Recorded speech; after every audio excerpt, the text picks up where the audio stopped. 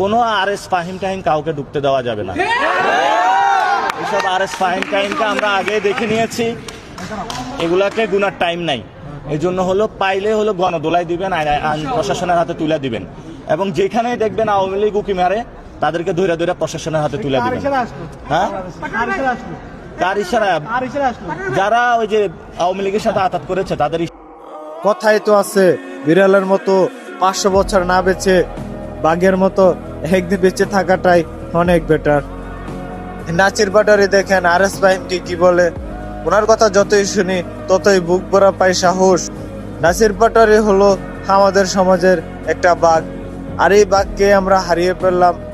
আর বর্তমান সমাজে কিছু দুর্নীতি পলিটিক্সের কারণে আমরা একটা বাঘের মতো প্রতিনিধিত্ব হারিয়ে ফেললাম। আমরা তো চেয়েছিলাম এমন ওই প্রতিনিধি যে বাঘের মতো হুঙ্কার দেবে, আমরা সব সময় সাড়া দিব।